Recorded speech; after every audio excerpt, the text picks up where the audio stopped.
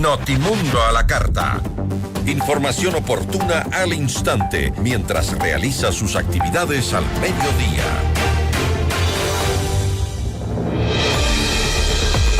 El pasado 20 de julio, Ecuador extraditó a los Estados Unidos a Adolfo Macías, alias Fito, uno de los narcotraficantes más temidos del país y líder de la organización criminal Los Choneros, capturado semanas antes tras una cinematográfica fuga que desató una ola de violencia en las cárceles. Fito enfrenta ahora cargos federales en Nueva York por narcotráfico y también tráfico de armas.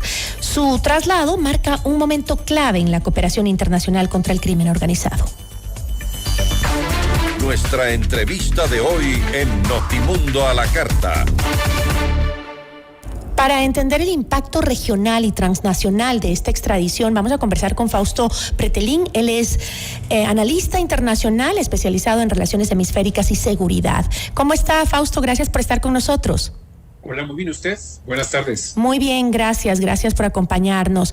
¿Cómo evalúa para empezar, este debilitamiento de la red criminal tras la salida de su líder principal? ¿Podría esto acelerar la fragmentación de la organización o, por el contrario, facilitar su reorganización incluso a nivel internacional? Bueno, siempre que ocurren este tipo de operativos en el que se captura a uno de los líderes o al líder de un grupo de narcotraficantes o un grupo pues transnacional, en este caso de bandoleros, etcétera, pues siempre ocurre como los champiñones, ¿no? Es decir, se corta una de las principales cabezas y empiezan a surgir más. Sin embargo, yo creo que tiene una lectura muy importante en el régimen del presidente Noboa porque pues habla precisamente de que genera, primero, que hay un Estado de Derecho; segundo, que a la hora de extraditar a Estados Unidos puede generar desincentivos para los otros líderes, no solamente del mismo grupo, sino de diferentes líderes de narcotráfico. Nadie quiere ir a otro país en donde pues prácticamente podría estar mucho mejor, inclusive resguardado, con más seguridad, y en ese sentido tiene digamos que el operativo tiene un componente altamente político muy importante para el régimen que lo captura, en este caso de Daniel Noboa. Uh-huh. Para el grupo de delincuentes, pues hay una remoción, todo depende de qué tanto está peleado internamente el liderazgo. Si está muy fragmentado, podría dividirse en células. Si de alguna manera Fito dejó a este grupo pues muy estructurado, con una estructura firme, sólida, orgánicamente hablando, pues vendría el número 2 a sustituirlo. Uh-huh. Pero todo depende de cómo lo dejó Fito, ¿no? Pero usted, Fausto, ¿cree realmente que los líderes del narcotráfico en el Ecuador puedan temerle a la extradición?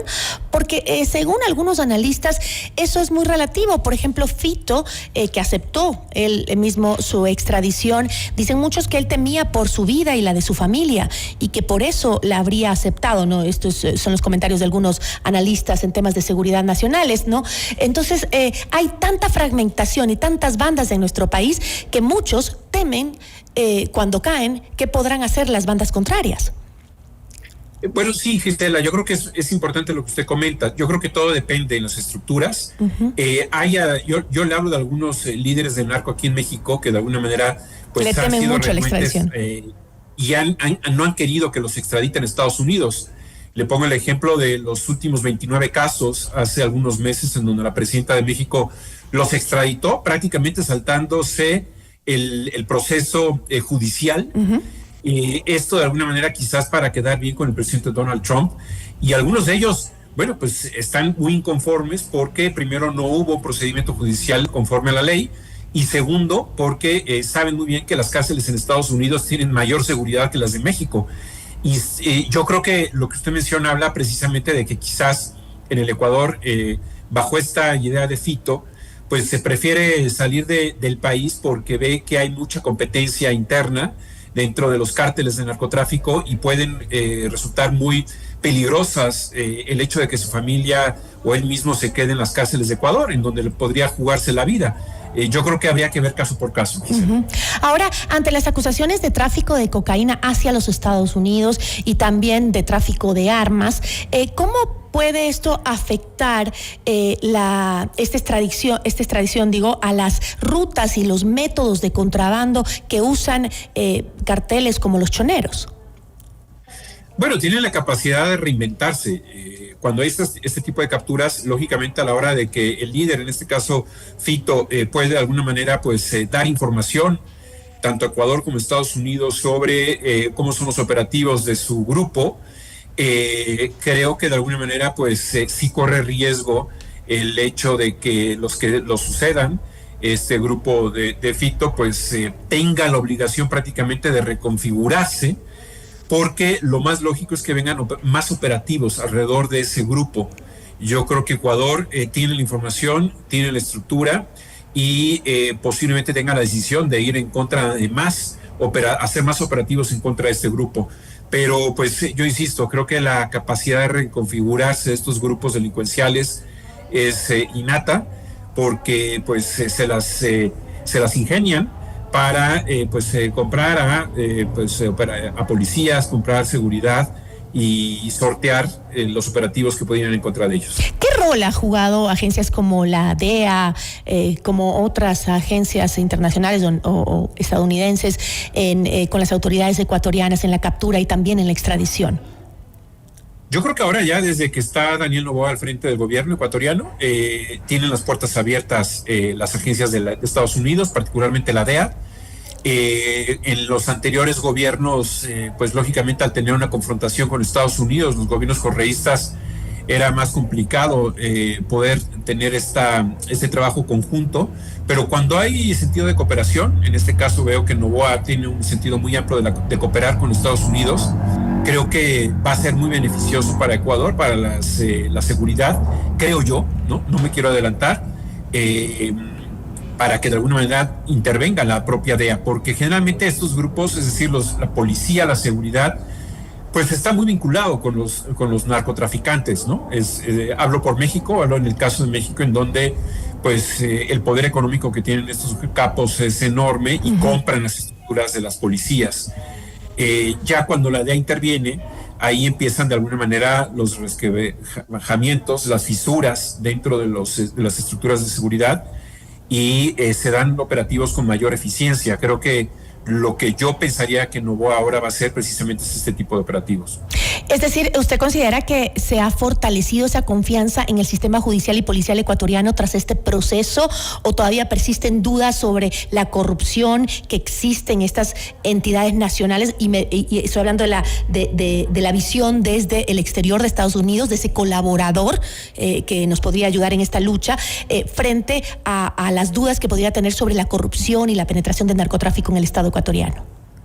Bueno, yo vi que en Ecuador en los últimos 2-3 años han habido unas disputas dentro de las cárceles muy fuertes, con muchos muertos, y eso habla precisamente de que todavía la lucha entre los cárteles es a sangre, durísima.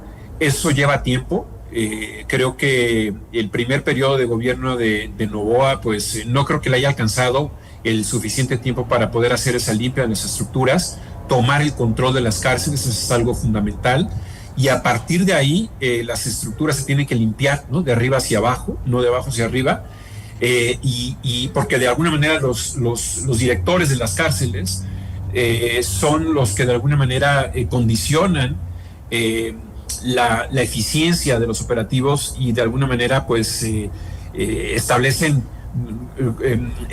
procedimientos duros para poder hacer esta limpia, ¿no? Yo creo que en este segundo periodo ya formal de Noboa tendrá más tiempo para hacer esta limpia en las estructuras de las cárceles. Y hablando del poder que tienen estas mafias en las cárceles y que tenía Fito también en las cárceles de nuestro país, ahora extraditado, ¿existe algún tipo de riesgo de que Fito continúe con coordinaciones y actividades criminales desde una prisión en Estados Unidos, por ejemplo, vía redes internas, no sé, como lo hacía acá, o es prácticamente imposible?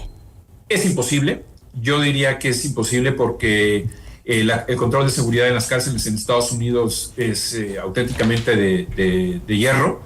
La comunicación es prácticamente imposible a través de las redes o celulares, Y en ese sentido, tanto en México como en Ecuador, las cárceles pues prácticamente estaban protegidos los líderes del narcotráfico por los propios policías o los líderes de las cárceles, y podían hacer llamadas y el control pues como si fuera un telemarketing, ¿no? Desde las cárceles. En ese sentido creo que sí, en Estados Unidos es muy difícil. El presidente Noboa había calificado a la extradición como una victoria política. ¿Cree que esto responde realmente a una estrategia real de combate del crimen organizado o también va por una apuesta comunicacional ante la opinión pública? Porque eso se ha hablado mucho aquí en el país. ¿Cómo lo ve usted? Sin lugar a dudas es una victoria para él en cuanto a que tiene muy buena relación con el presidente Donald Trump. Habla de que va a haber mucha cooperación.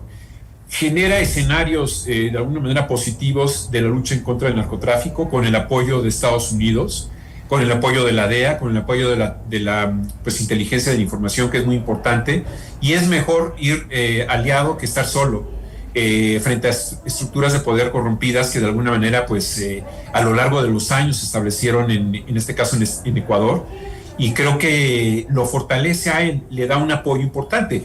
Otra cosa es la eficiencia de estos operativos. Ojalá que sí lo consiga. Pero es también un mensaje que se envía con esta extradición a otros países del Cono Sur que podría influir en la coordinación antinarcóticos regional, ¿cree usted? Sí, en el sentido de que hubo un plan Colombia hace muchos años y generó muchas expectativas positivas entre Colombia y Estados Unidos. Ahora con Ecuador pues se abre esta posibilidad de que haya intercambio de información y apoyo, inversión, inclusive de estructuras en contra de este tipo de narcos en Ecuador por parte de Estados Unidos. Yo creo que es un mensaje también para la opinión pública ecuatoriana, en el sentido de que va a tener Ecuador un aliado como es Estados Unidos.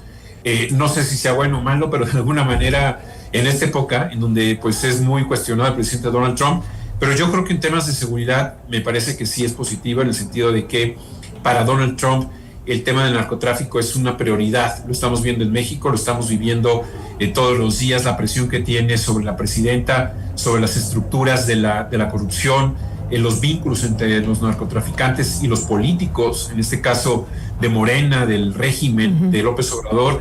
Y entonces yo creo que para Ecuador, trasladar este modelo para Ecuador es muy importante, porque primero no son vecinos de Estados Unidos, y segundo creo que sí hay un objetivo legítimo del propio Noboa de hacer una lucha en contra de los cárteles del narcotráfico. Fausto, le agradezco muchísimo. Gracias por habernos acompañado. Buenos días, hasta pronto. Igual. Nos acompañó Fausto Pretelín, él es analista internacional especializado en relaciones hemisféricas y seguridad.